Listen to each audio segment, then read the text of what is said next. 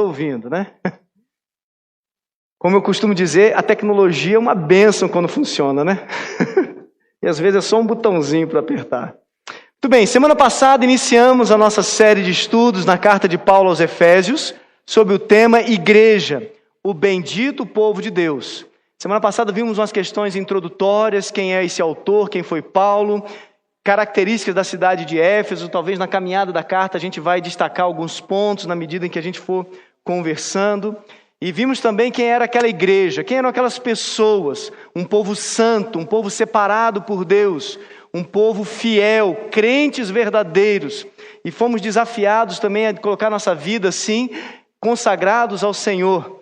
E nos despertamos, ao introduzir aquela carta, para o privilégio de ser igreja. Nesses dias em que estávamos impedidos de congregar, isolados, e a gente sabe que é tão bom, né? Curte tanto esse negócio de estar junto nos nossos grupos, nas nossas células, EBD, culto. Então a gente vem aí de uma temporada de 1 ano e meio, 2 anos, impedidos disso. E também a própria pressão do mundo, como vimos semana passada, que tenta descaracterizar a igreja. E foi necessário a igreja em algum momento passar por uma reforma. E esse mês de outubro, nós comemoramos no dia 31 de outubro, o dia da reforma protestante, um momento em que a igreja retomou aí o caminho da graça, da fé de Cristo, da glória de Deus e da palavra, né? Que são os 5 solas. As bases da reforma estão aí nesse retorno, em afirmar que somente Cristo é suficiente para a salvação, que somente pela fé, não é por obras ou méritos ou merecimento, mas é pela fé. É graça, é uma dádiva de Deus, não é comprado nem merecido, mas a salvação é dada por Deus. Somente a palavra de Deus, a Bíblia, as Sagradas Escrituras, em seus 66 livros, são a base de regra, fé e prática para a vida cristã e para a igreja cristã. E por mais que a gente tenha tantos livros escritos, tantos concílios, tantas tradições, nada está acima da palavra de Deus. E por fim também a 5ª sola, a glória é somente a Deus. A glória não é de uma instituição humana, a glória não é de um homem, a glória deve ser dada a Deus. E a igreja deve viver para a glória de Deus. Então quando eu lembro aí do nosso propósito como igreja, o primeiro é glorificar a Deus, edificar a igreja e proclamar, né, o evangelho ao mundo. Então esse é o propósito primário, né? A glória de Deus. Fomos criados para a glória de Deus e devemos viver para a glória de Deus. Então semana passada, ao introduzir essa carta, nós começamos a conversar sobre a importância de ser igreja, esse povo bendito de Deus. E hoje veremos como que essa igreja se tornou esse povo bendito, esse povo abençoado. Então, Efésios capítulo 1, a partir do versículo 3, diz assim: Bendito o Deus e Pai de nosso Senhor Jesus Cristo, que nos tem abençoado com toda sorte de bênção espiritual nas regiões celestiais em Cristo Jesus. Vamos orar? Senhor Deus, graças te damos por mais esse momento de culto, de louvor, de adoração. Temos nos expressado assim diante do Senhor com essas canções que falam sobre a salvação, que é o tema do estudo de hoje. Peço que o Senhor ministre ao nosso coração, à nossa mente, mais uma vez pelo Teu Espírito Santo. E que assim as Tuas palavras venham de encontro ao nosso coração, nos tirando toda dúvida, toda incerteza e nos fazendo compreender claramente quem Tu és, o que tens feito e o Teu propósito e desígnio para nós, individualmente e também coletivamente como igreja. Ministra aos nossos corações, Senhor. Assim oramos, no nome de Jesus. Amém. Eu gosto muito desse livro, As Crônicas de Nárnia. Já li 2 vezes, pelo menos, e já li picado algumas partes para as crianças.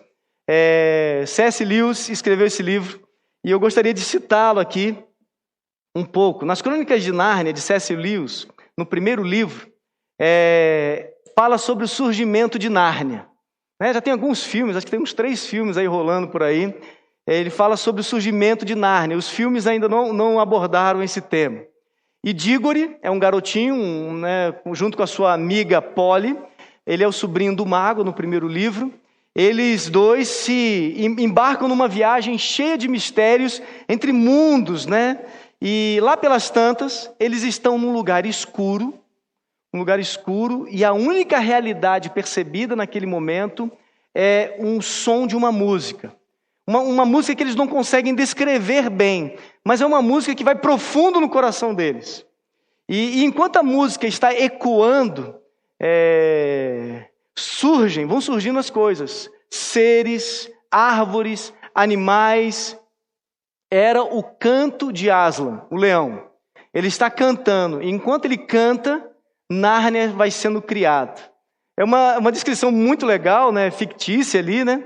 Mas é muito legal, emocionante, né? Então, daquela canção, surge essa terra de aventuras que a criançada gosta, que tem nos filmes, que é Nárnia. É uma descrição magnífica, muito criativa, e que nos remete, de certa forma, a Gênesis capítulo 1.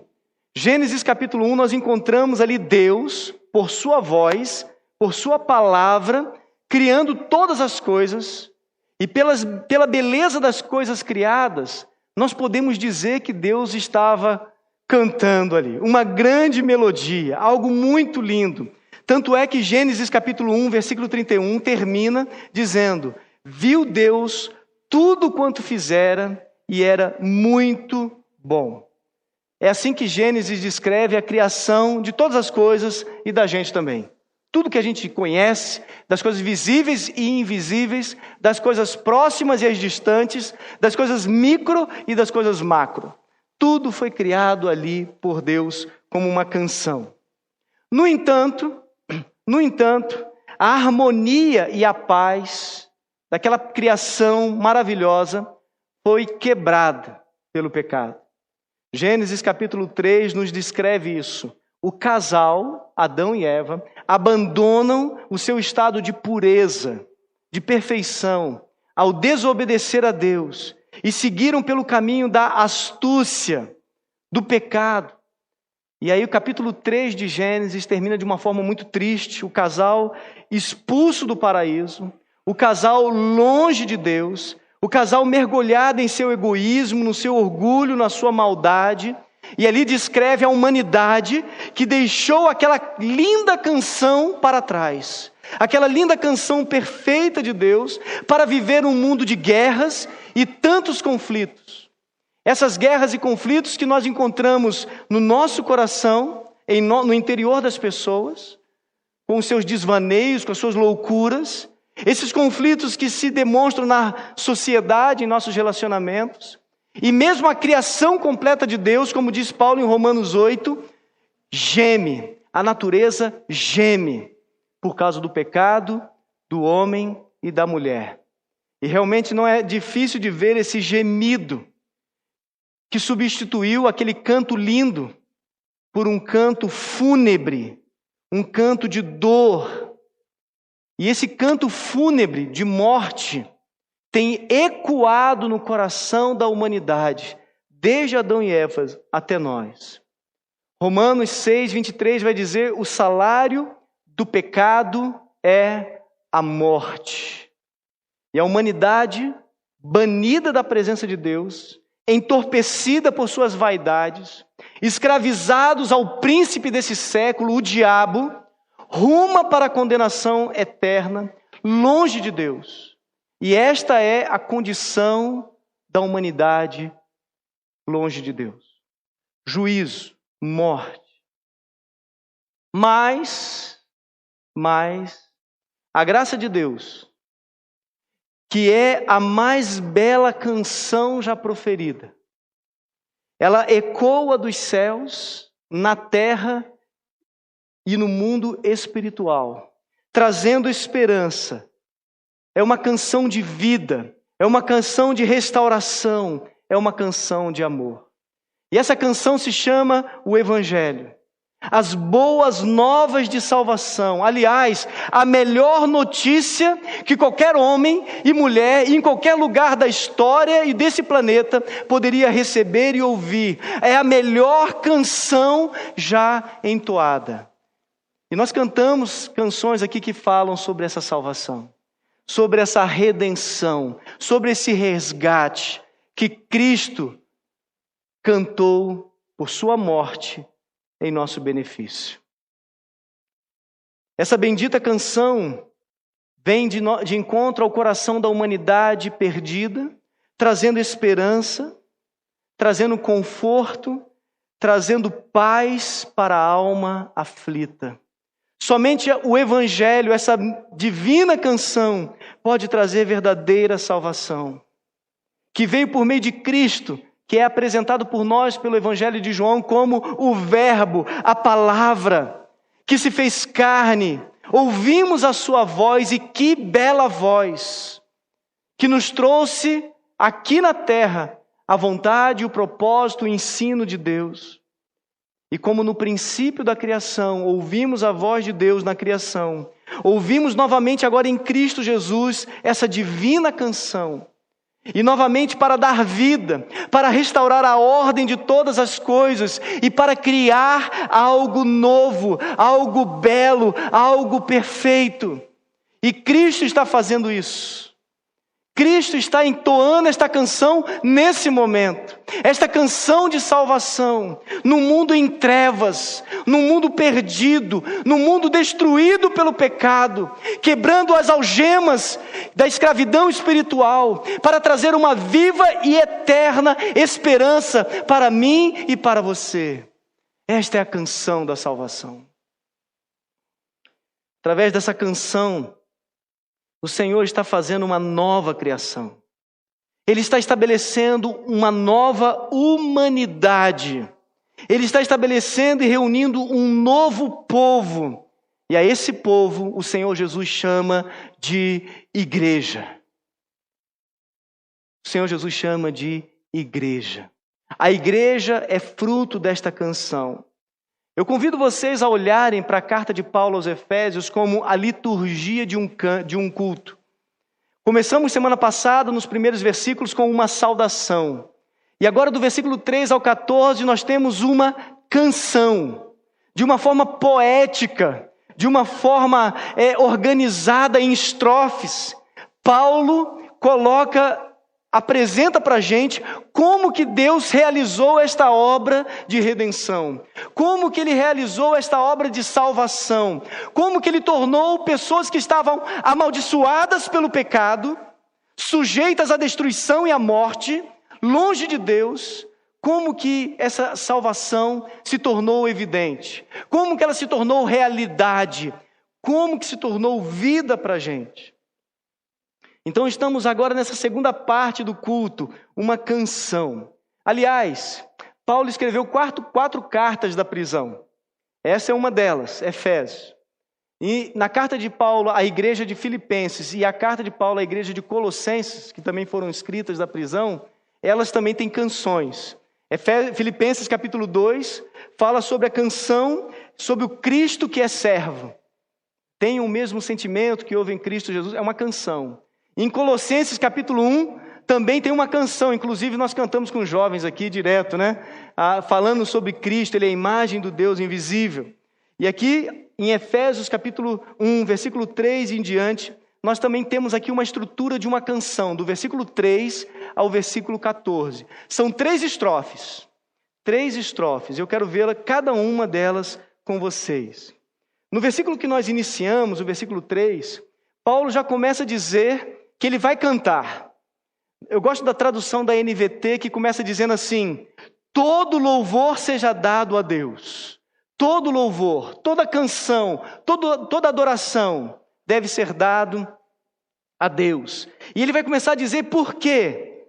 Por que devemos louvar a Deus? Esse Deus maravilhoso, como no livro dos Salmos, Deus é exaltado. Ele vai dizer no versículo 3, porque Ele nos abençoou. Porque Ele nos deu da sua graça em Cristo Jesus, a nós, igreja, o povo bendito de Deus. Então, Paulo está dizendo, vocês, igreja, falando aos Efésios, mas essa carta chega para nós hoje na mesma fé, nós somos um povo abençoado por Deus, por isso, devemos dar todo louvor a Ele, devemos cantar, devemos celebrar, devemos louvar a Ele. Aliás, se a gente der um salto depois para Efésios capítulo 5, vai dizer que quando nós recebemos o Espírito Santo, a primeira resposta de alguém cheio do Espírito Santo é o louvor. enchei-vos do Espírito Santo, entoando cânticos espirituais na presença do Senhor. Então a primeira resposta de uma vida que foi preenchida com o Espírito Santo é a canção, é o louvor, é a adoração. Mas aqui, vamos olhar para o tema aqui, essa bênção que o Senhor nos dá na salvação não é uma bênção pequena. Ele fala que essa bênção, Tiago, ela se estende até as regiões celestiais. Ele diz que essa bênção não é só uma bênção física, não é só uma bênção pequena, momentânea, mas é uma bênção que alcança a nossa realidade espiritual, os domínios celestiais. E durante a carta, Paulo 5 vezes usa essa expressão, mostrando essa realidade da igreja como uma instituição espiritual, não meramente humana, mas ela é espiritual. Aqui no capítulo 1, versículo 3, ele fala sobre a bênção de Deus, sobre o seu povo, a igreja, e essa bênção se estende ao mundo celestial, aos domínios celestiais, ao mundo espiritual. No capítulo 1, versículo 20, ele vai dizer que Jesus está num lugar de honra nos domínios celestiais. Jesus, ele reina nessa esfera, nessa realidade espiritual.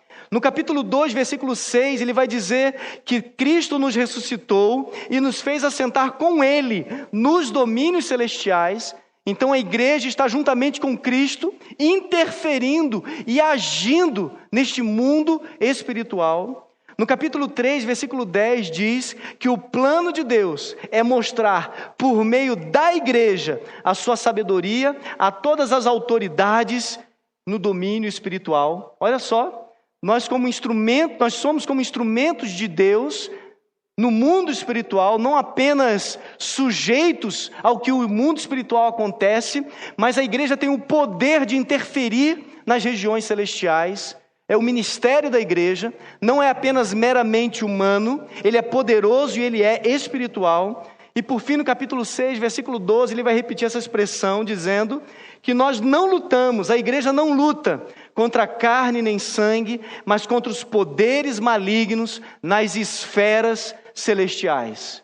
Ele deixa bem claro onde é que a igreja está atuando poderosamente. Então as bênçãos que ele nos declara nesse primeiro momento é para que a gente entenda que, como servos do Senhor Jesus, a nossa vida, a nossa dinâmica como igreja não é meramente de uma sociedade, de um grupo de amigos, de um clube social, mas é de algo que transcende essa realidade humana limitada e alcança até mesmo as esferas celestiais.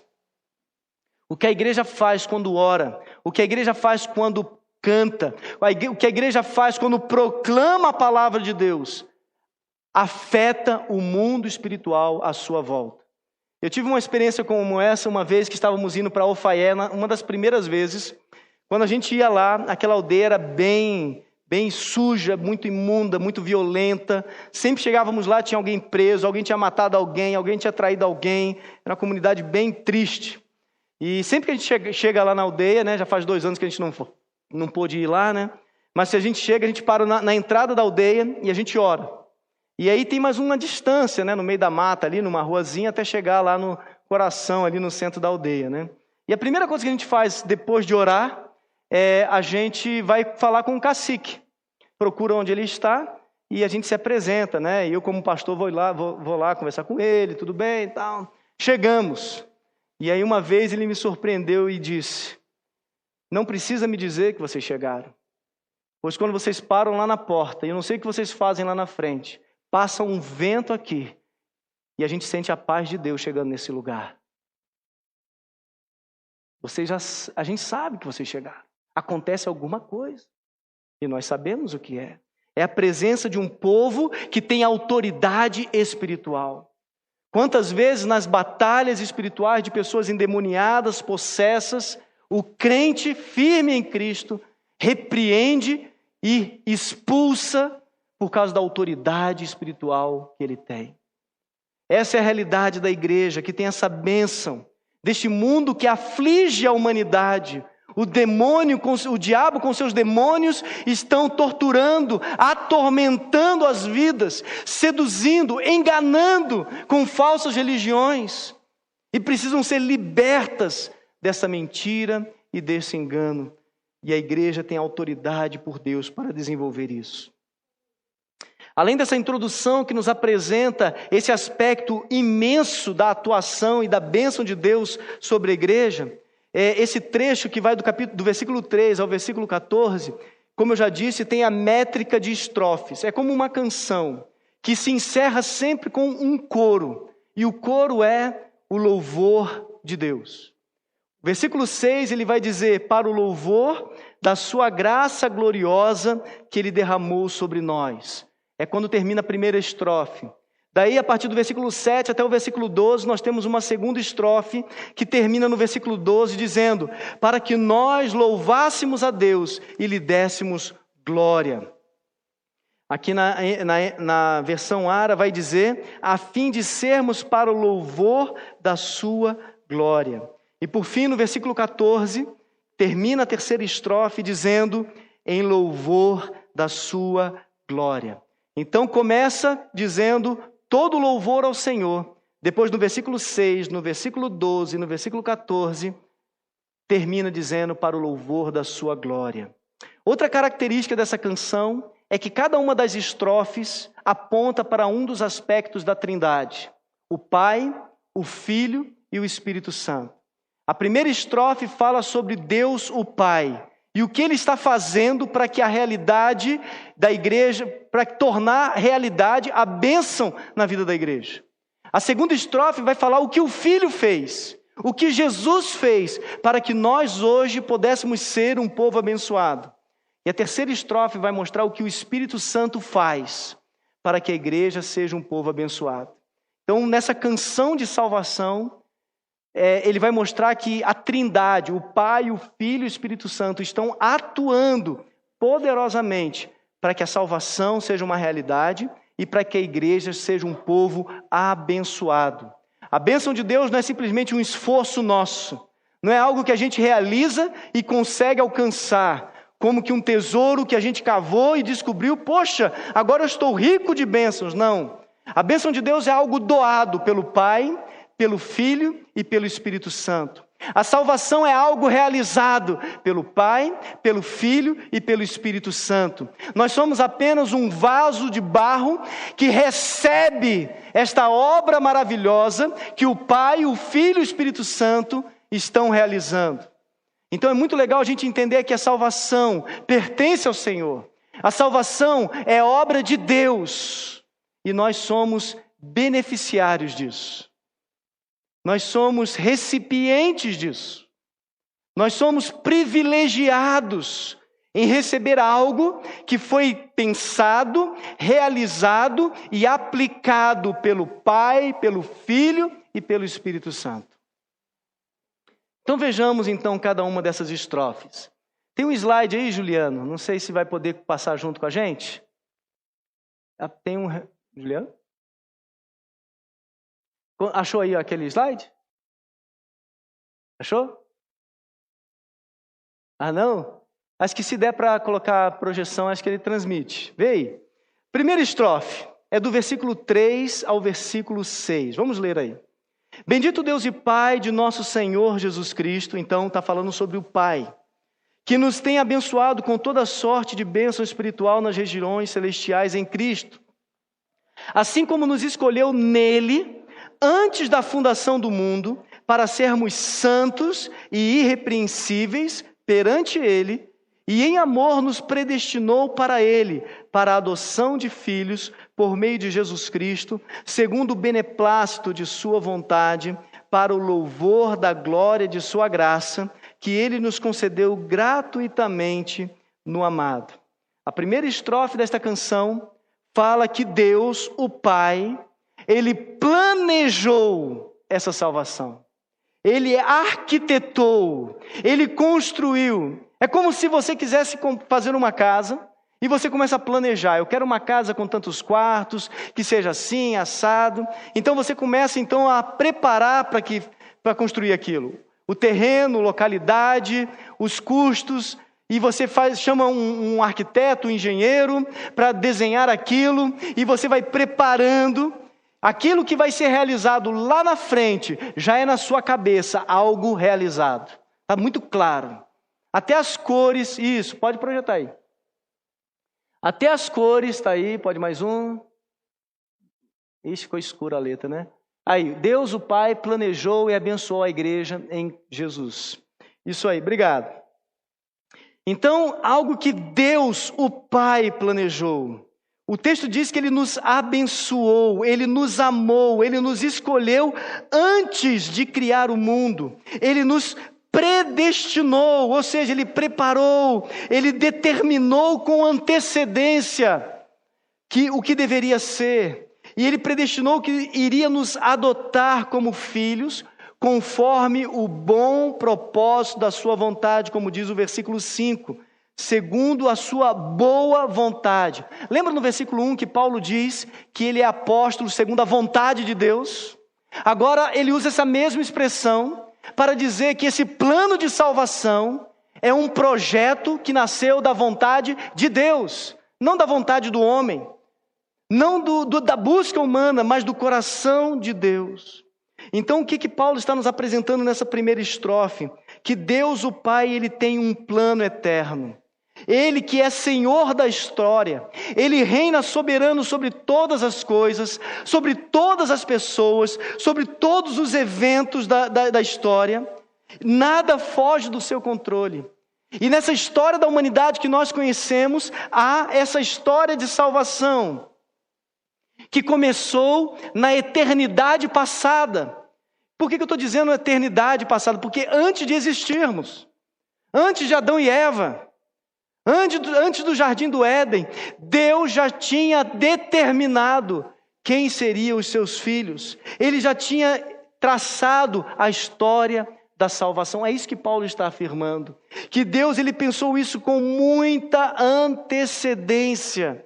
Versículo 4, antes da criação, antes da fundação do mundo. Deus, Ele não foi pego de surpresa em Gênesis 3, quando Adão e Eva pecaram. Poxa vida, que é isso? Fugiu das minhas mãos. Não, nunca, jamais nada fugiu. A história, os eventos que se seguem à queda de Adão e Eva, eu coloquei aqui a rebelião humana, a degradação da criação e mesmo a morte de Jesus Cristo na cruz, o Filho único de Deus, tudo isso estava previsto, orquestrado e controlado por Deus. É curioso que Paulo não faz questão de dar muitas explicações nos mínimos detalhes de como isso se realiza. Mas ele afirma categoricamente que a história da salvação começou na mente de Deus, na eternidade passada. E isso que diz essa primeira estrofe. Deus, Ele pensou a salvação lá atrás. Gente, a história da igreja, ser igreja, não é uma ideia, não é um plano B de Deus.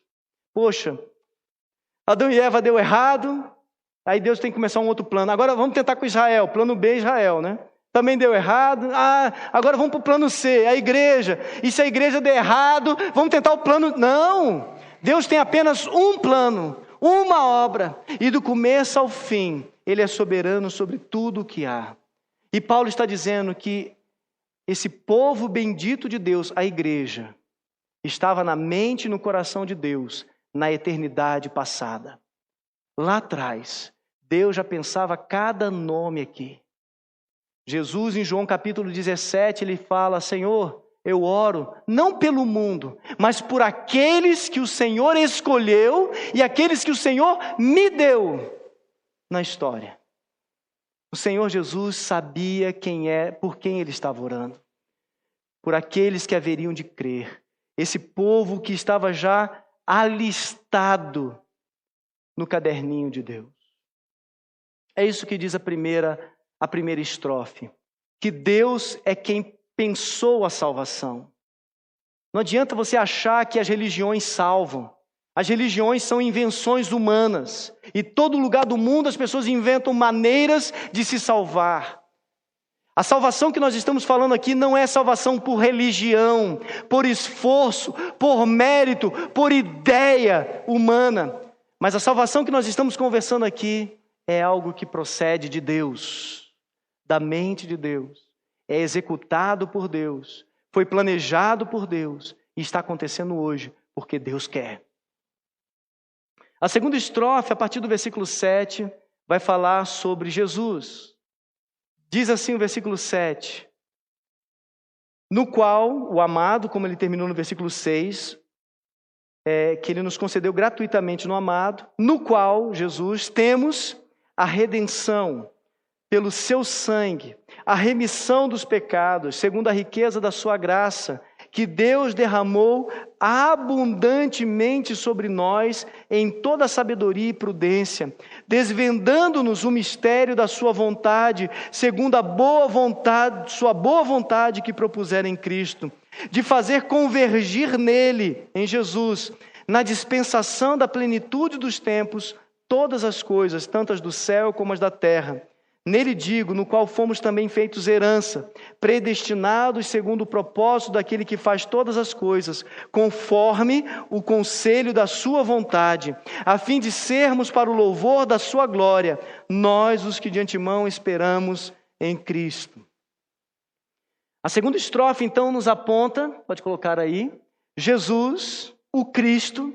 A palavra Cristo não é sobrenome de Jesus, né? Felipe Teles. Jesus Cristo. Às vezes a gente pensa que é sobrenome, né? Não é. O Cristo não é sobrenome, é atributo. É Felipe pastor, ou pastor Felipe. Né? Felipe é pastor, doutor fulano. Então você já sabe o atributo daquela pessoa. Jesus Cristo. Cristo é atributo, que significa Messias, ungido, referindo-se às profecias do Antigo Testamento, que apontava para aquele que viria para ser o Redentor. Então Paulo já especifica de quem ele está falando, não é qualquer Jesus, não é qualquer homem, é Jesus o Cristo, aquele que realizou a salvação, aquele que abençoou a igreja com a sua graça. Jesus Cristo é o Filho, e que comprou a nossa liberdade com o seu sangue. Tem uma palavra no versículo 7 que fala remissão, redenção, remissão. Essas palavras tinham muito a ver com o contexto de escravos da época, dessa época em que Paulo escreveu a carta. Se você fosse escravo naquela época, você poderia ser redimido ou remido. Alguém poderia comprar você, podia pagar pela sua liberdade. Alguns escravos conseguiam até trabalhar de alguma forma e arrecadar recursos para comprar o seu livramento. Então Paulo usa essa expressão, vocês foram redimidos, vocês foram comprados. Alguém foi lá e pagou para salvar vocês. Alguém foi lá e comprou vocês. Alguém foi lá e pagou pela sua liberdade. E esse alguém não foi você. Você não merece e você não teria condições de comprar a sua salvação. Paulo tem na mente dele muito claro que nenhum esforço humano pode assegurar para a gente salvação. Não é religiosidade que salva, não é boas obras que salvam, não é méritos que salvam, não são rituais de uma igreja que salvam. A salvação só pode ser adquirida por meio dos méritos de Jesus. E então ele está dizendo que essa libertação, essa remissão, essa redenção foi comprada por Jesus. E como? Por seu sangue, referindo-se à morte de Cristo. Aquela morte na cruz, naquela ocasião em que Jesus morreu, ele estava morrendo no meu e no seu lugar. O justo pelos injustos. Aquele que nunca pecou por aqueles que pecaram. Aquele que habitava num alto e sublime trono, onde os anjos o adoram dioturnamente. Ele se esvaziou da sua glória, se fez gente como a gente, para pagar a nossa conta, para pagar a nossa dívida, para pagar o meu e o seu pecado. Daí a gente entende o quanto custou essa salvação. Não foi barato, não foi pequena coisa. Foi necessário que Cristo morresse. Alguns vão dizer assim, está vendo como você é especial? Se você fosse a única pessoa no mundo, Jesus teria vindo para morrer por você. Olha como você é especial. Não. Jesus ter morrido na cruz mostra como você é perverso. Porque se você fosse a única pessoa vivendo nesse mundo, o seu pecado só seria pago se Cristo tivesse morrido por você. Veja como é caro Veja como é duro essa realidade da nossa miséria, da nossa incapacidade de salvar a nós mesmos. Se tivéssemos apenas um ser humano na terra para que fosse salvo, o Filho de Deus, o próprio Deus, deveria morrer na cruz. É caro demais. Isso só mostra a nossa condição, que exigiu algo tão severo, algo tão caro. Mas o maravilhoso do Evangelho é poder dizer, esse preço foi pago. Então, no passado recente, enquanto o Pai planejou no passado eterno, no passado recente, há 2000 anos atrás, esta obra de redenção foi realizada. Jesus, ele é uma pessoa histórica. Ele pisou neste mundo. Ele comeu e bebeu aqui nesta terra. Ele andou com as pessoas e ele pagou a nossa dívida. Foi um ato marcante da história. Antes de Cristo e depois de Cristo. Essa realidade agora nos alcança. E agora a Bíblia diz que o plano do Pai foi reunir em Cristo Jesus, fazer convergir nele toda a autoridade, todo o poder para nos dar salvação. E Jesus, ele não fugiu à sua responsabilidade.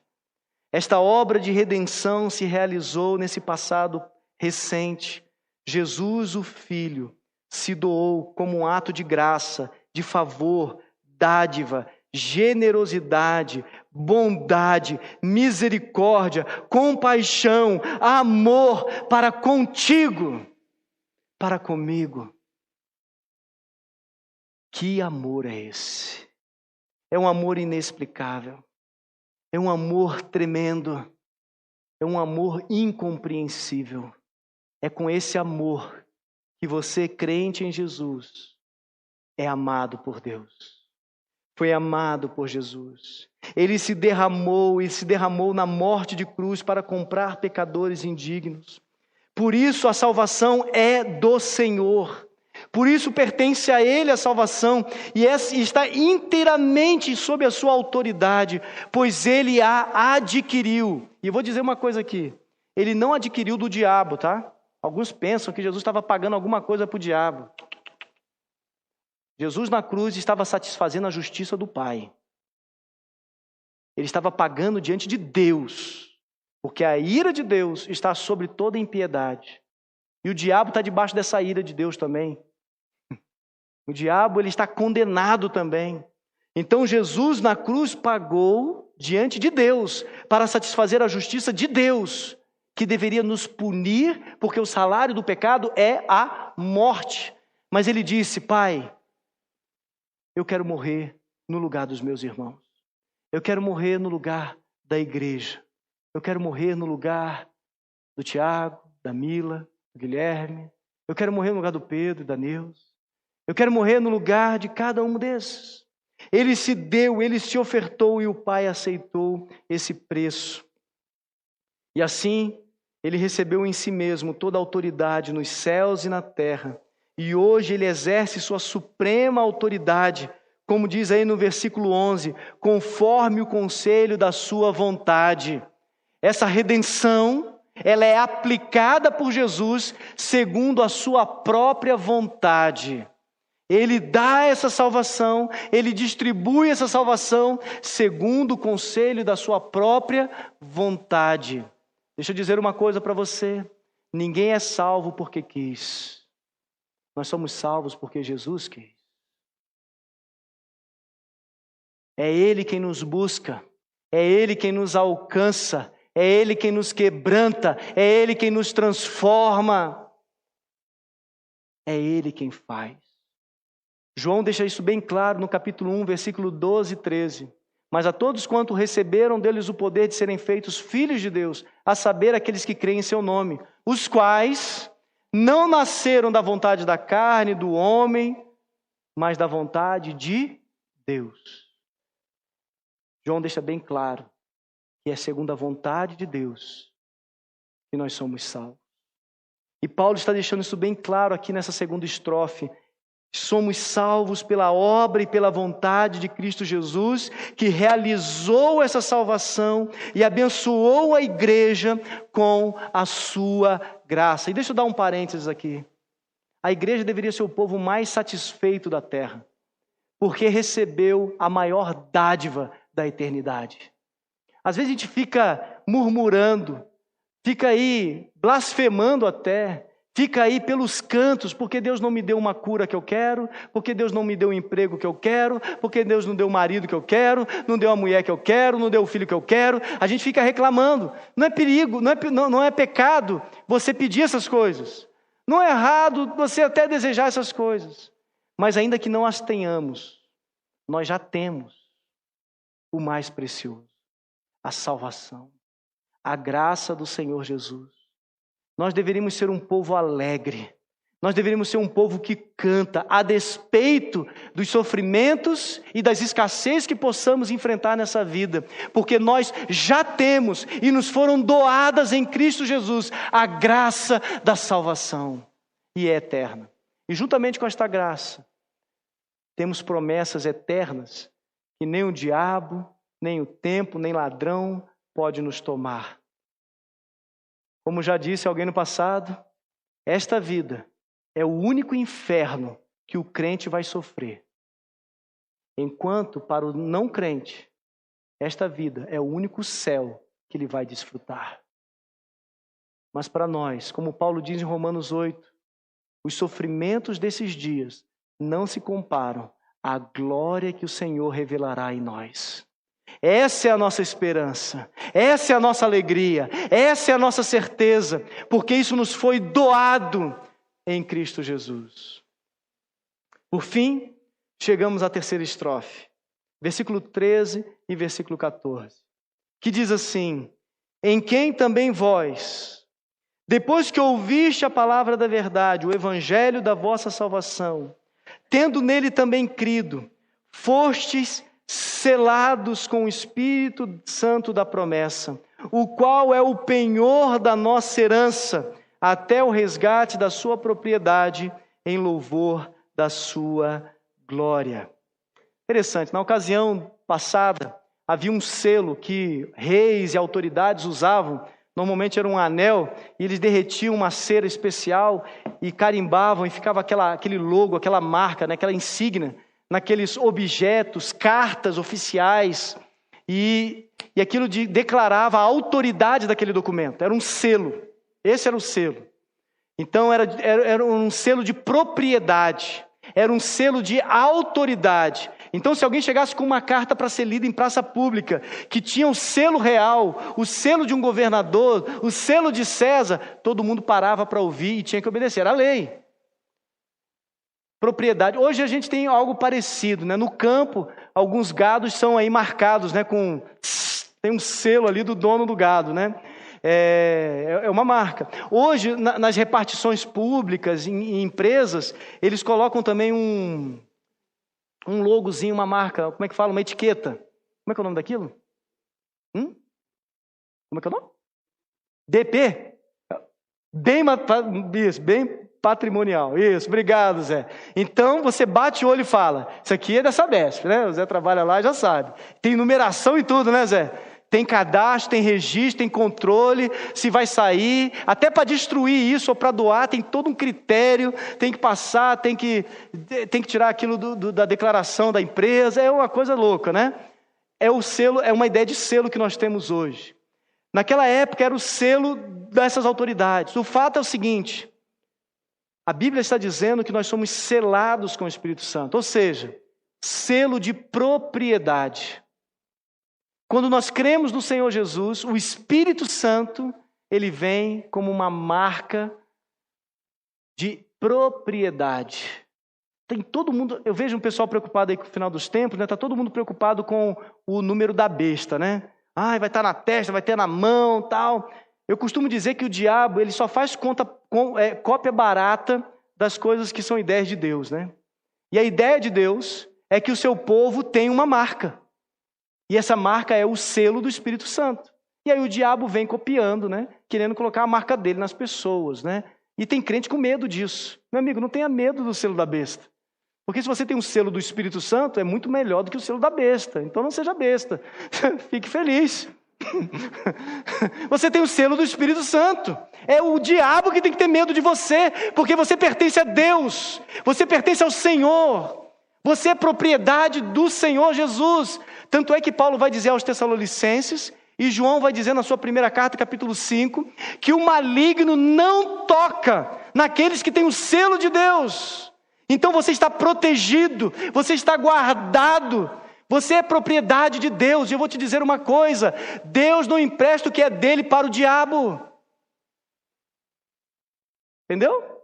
Deus não empresta, nem aluga, nem vende. Você é do Senhor. Você é consagrado. Lembra as primeiras palavras? Santos e fiéis. Santo, o que significa? Dedicado para um propósito, consagrado para um propósito, separado por Deus para uma missão. Você é esse santo em Cristo Jesus. E como que você se apropriou dessa realidade? Paulo disse aqui, primeiro você ouviu a palavra da verdade. Como que o plano eterno de Deus, a obra de redenção de Cristo, como que ela alcança a nossa vida hoje? Paulo está dizendo aqui, você ouve a pregação do Evangelho. Paulo vai dizer em Romanos 10, que a fé vem por ouvir, Romanos 10, 17. A fé vem por ouvir a pregação, e a pregação pela palavra de Cristo Jesus. A fé vem pela pregação da palavra. Então o dever da igreja é proclamar a palavra, é testemunhar a verdade, é pregar o Evangelho, que nós éramos pecadores, Jesus morreu por nós para nos dar a salvação. A mensagem da cruz, como Paulo fala aos Coríntios, que é loucura para os gregos e é vergonha para os judeus, mas para nós é glória, é redenção, é sabedoria, é poder, é salvação. Para os que creem, é libertação, é esperança. O homem natural não compreende essas coisas. Paulo vai dizer em 2 Coríntios capítulo 4, que só crê, só entende aqueles aos quais Deus diz, haja luz. E essas pessoas que Deus diz, haja luz, os olhos espirituais se abrem. E a mensagem do Evangelho faz sentido na mente e no coração. E essa pessoa começa a ver em Cristo nessa mensagem sua única esperança. Pedro vai dizer na sua carta, que esses são como crianças recém-nascidos, com sede desse leite espiritual que é a palavra de Deus. E vão buscar, e vão desejar mais e mais, porque nasceram de Deus. Jesus vai dizer isso em João capítulo 3, vos é necessário nascer de novo. E esse nascer de novo é pelo Espírito. Não é pela vontade do homem, não é por esforço seu, mas é por obra do Espírito. Esse Espírito que sopra onde quer, ninguém sabe de onde ele vem e nem para onde ele vai, mas onde ele passa, ele transforma. Onde ele passa, ele faz a obra dele. E todo aquele que crê no Evangelho, meu amigo, se você tem crido nesse Evangelho, saiba que não foi porque você era inteligente, não foi porque você é esperto, não é porque você é sensacional, mas foi porque o Espírito Santo te convenceu. Jesus vai dizer, tanto em João 14 como João 16, que é obra do Espírito Santo convencer do pecado, da justiça e do juízo. O que é convencer do pecado, se não convencer você de que você era um pecador, miserável, e que o salário do pecado é a morte, e você então vê a sua feiura, a sua indignidade, a sua miséria, e enfim ele fala sobre a justiça de Deus, que tanto pune o pecado, mas que puniu o pecador em Cristo Jesus, que morreu na cruz no meu e no seu lugar. E aí Paulo vai dizer em Romanos 5, justificados, pois, mediante a fé, temos paz com Deus, por meio de Cristo Jesus. Nós somos justificados, somos perdoados, não por algo que a gente tenha feito. Tem gente que pensa assim, eu fiz uma coisa feia, então vou fazer duas coisas bonitas para compensar a coisa feia, como se fosse a vida uma balança. Você pergunta para uma pessoa dessa, meu amigo, se você morrer hoje, você tem certeza da sua salvação? Ele vai dizer, não sei, tem que chegar lá no céu e ver como é que está a minha balança, eu não tenho certeza. Essa pessoa acha que ela pode se justificar por coisas boas que porventura consiga fazer. Não é a doutrina do Evangelho. Nós somos justificados pela obra de Cristo. É pela fé no que Cristo fez. É pela fé na obra de Jesus. Então aqui, o Espírito Santo, ele é esse selo que aplica a salvação em nós. O texto diz: fostes selados com o Espírito Santo da promessa. E além de aplicar a salvação, ele é a garantia na vida da igreja. Pois diz, é o penhor da nossa herança, até ao resgate da sua propriedade. Paulo aqui já está dando a esperança da segunda vinda de Cristo. Paulo aqui está nos dando a esperança da consumação de todas as coisas. Paulo aqui está apontando para a eternidade futura. Ele falou da eternidade passada em Deus, falou da eternidade recente, Jesus Cristo, fala do presente no Espírito Santo e fala da eternidade futura que o Espírito Santo em nós nos garante. Percebe a história da salvação? Passado, passadão, passado, presente, futuro? Paulo está descrevendo a história da salvação aqui, com essa canção, mostrando como o Pai, o Filho e o Espírito Santo atuaram em toda a história, de modo que a salvação seja compreendida não como um evento temporário que surgiu ali no primeiro século da era cristã com Jesus carpinteiro, mas é uma obra de Deus planejada, determinada, desenvolvida e aplicada por Deus hoje em nossa vida. O Espírito Santo é esse selo especial para os crentes. O Espírito Santo é essa garantia da herança. Perceba que a garantia da herança não é o seu esforço nem a sua competência. Agora que você se converteu, você tem que fazer um montoeira de coisas, seguir essas regrinhas aqui para você ter garantia da sua salvação. Não, a garantia é Ele mesmo. A garantia não sou eu. Não é você. A garantia da salvação está em Cristo, está no Espírito Santo, nesta marca de selo. Pois Ele vai nos apresentar a Deus. E naquele último dia, o Senhor nos resgatará como sua propriedade. E Ele vai nos colocar na sua presença. Meus irmãos, esse Espírito Santo vai nos apresentar diante do Pai, de uma vez por todas, a fim de sermos uma propriedade eterna de Deus. E Deus, como não gosta de coisa capenga lá em cima, Ele vai dar uma recalchutada em todos nós, fica tranquilo. Tá, Pedro? Fica de boa, tá? Paulo vai dizer isso em 1 Coríntios 15, que esse corpo meio capenga, meio dolorido, né, senhor Arthur? Vai ser renovado por um corpo espiritual, e não vai ter dor de coluna, não vai ter pressão alta, fica tranquila, galera. Vai ser um corpo glorioso, vai ser um corpo maravilhoso. E Deus também vai nos dar um coração novo, um coração fiel, um coração em que a lei de Deus vai estar perfeitamente no nosso coração e não vamos pecar mais contra o Senhor. Ao contrário, viveremos para a sua glória, honra e glória, toda a eternidade. Amém. Concluindo, esta é a bela canção da criação de Deus. A bela canção da criação de Deus se tornou um triste lamento fúnebre do pecado e da morte. Mas como os anjos cantaram na vinda de Cristo, glória a Deus nas alturas e paz entre os homens aos quais Ele quer bem. A mais bela canção ecoa na pregação do Evangelho, que traz nova vida, nova criação, aqueles que são salvos, aqueles que são abençoados, a igreja, o bendito povo de Deus. Nós vimos hoje também que essas 3 estrofes demonstram a ativa atuação da Trindade, Pai, Filho e Espírito Santo, cada um exercendo perfeitamente a sua obra nesta grande obra de salvação. E por fim, essa canção nos convoca a louvar a Deus. Versículo 3, 6, 12 e 14, 4 versículos que dizem que todo louvor deve ser dado ao Pai, ao Filho e ao Espírito Santo, e a ninguém mais e a ninguém menos, apenas a Santíssima Trindade, a quem nós louvamos. Louvamos pelo plano eterno do Pai, de ter concedido toda sorte de bênçãos aos crentes. Louvamos pela obra do Filho, por ter realizado a salvação para os crentes. Louvamos pela presença e atuação do Espírito Santo, por selar os crentes para o dia da redenção. E por fim, que implicação isso tem para a sua vida hoje? Primeiro, entenda que o Evangelho ele é singular. Por que ele é singular? Pois é o único que apresenta o Deus triuno trabalhando desde a eternidade para te salvar.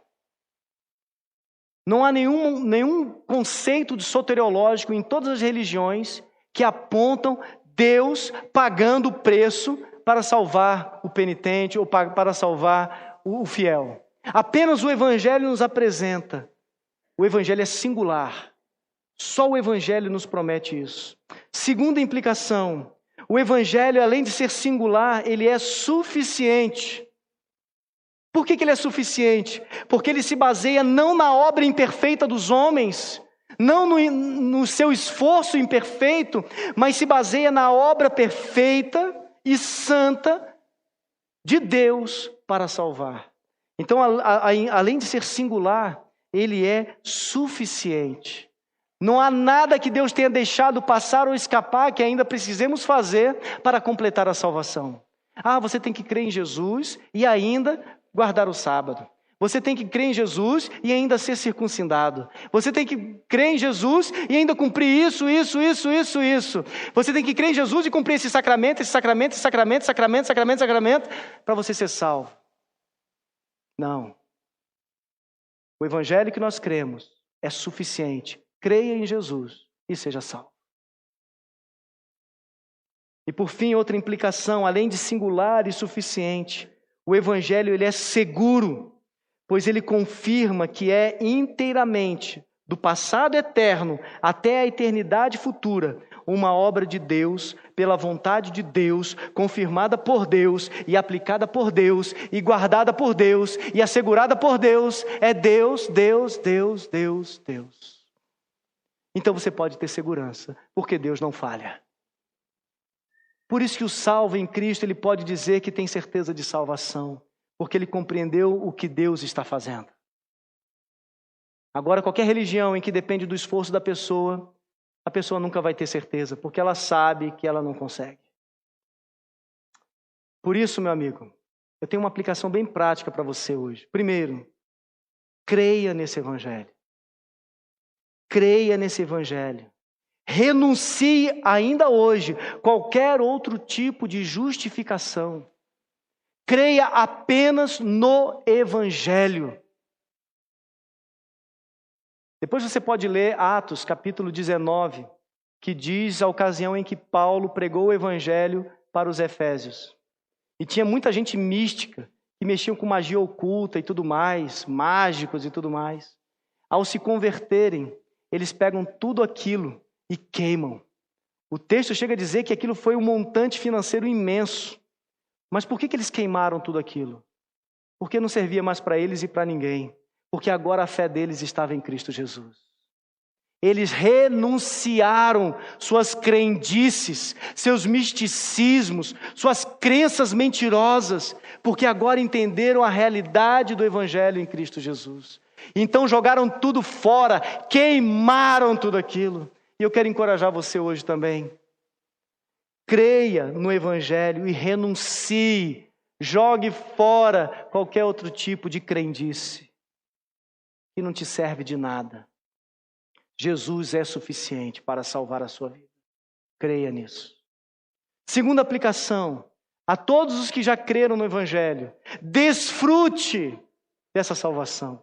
Desfrute dessa paz, desfrute dessa segurança do Evangelho. Crentes em Jesus, não tenham medo da morte. Não tenham medo da morte, porque nosso Deus, como Jesus disse, não é Deus de mortos, Ele é Deus de vivos. E Jesus disse que Abraão, Moisés, Davi estão vivos na presença de Deus. Nós também, ao morrermos nessa vida, viveremos na presença do Senhor. Crentes em Jesus, não temam a morte. Nós estudamos Hebreus recentemente. Quem teme a morte se torna escravo. Escravo do medo, escravo de políticos, escravos de imperadores e escravos de tudo.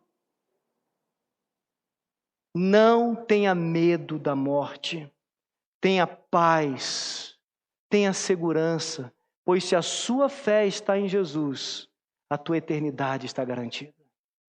E creia, por melhor que esteja sendo a sua vida aqui, Jesus falou que nem olhos viram, nem ouvidos ouviram, nem jamais penetrou em coração humano que Deus tem preparado para aqueles que creem nele. Então saiba que por melhor que seja a sua vida aqui, o que Deus tem preparado para você é infinitamente melhor. Eu costumo dizer que a gente vai passar metade da eternidade de boca aberta. Se pode dizer que a eternidade tem metade, né? Mas a gente vai ficar lá assim, ó.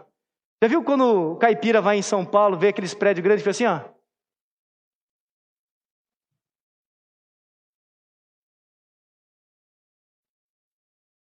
Todo mundo sabe que é caipira, né? Esses dias a gente foi em São Paulo, as crianças andando de metrô a primeira vez, Melina lá. Ah, metrô, né? Primeira vez, né? Se a gente se impressiona com coisas que os homens fazem, imagina o que Deus tem feito. Nós vamos ficar metade da eternidade de boca aberta. Creia nesse evangelho, desfrute desse evangelho. E a terceira aplicação para a sua vida é: proclame esse evangelho. Proclame esse evangelho. Eu tenho certeza que você conhece pelo menos uma pessoa nessa vida que não conhece esse evangelho. Estou certo? Você conhece alguém? Eu acho que você conhece. Proclame essa verdade. Proclame essa esperança. Proclame essa cura. Proclame, cante esta canção de salvação. Seja no seu trabalho, seja na família, em casa, no carro, onde você for. Fale para as pessoas. Que esta canção de salvação esteja sempre nos seus lábios. Esteja sempre na sua boca.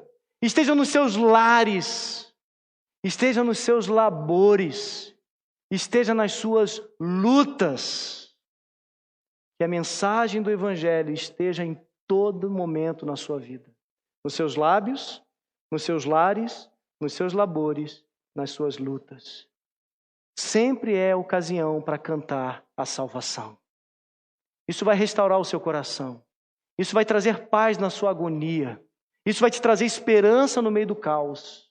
Isso vai servir de proclamação aos perdidos que estão à sua volta, como Paulo e Silas cantavam na prisão. Por que esses caras feridos, arrebentados, estão cantando, ao ponto do carcereiro dizer: eu também quero isso. Não sei onde vocês arrumaram essa alegria. Eu estou aqui do lado de fora da grade e não estou contente desse jeito, vocês aí dentro. Eu não estou com nenhum machucado e vocês estão lavando todo arrebentado. Que é isso? Eu quero isso. O que vocês tomaram? O que vocês comeram? Onde vocês acharam isso? Eu quero isso. Que a nossa vida também seja assim. Que todos nos ouçam cantar o Evangelho de Jesus.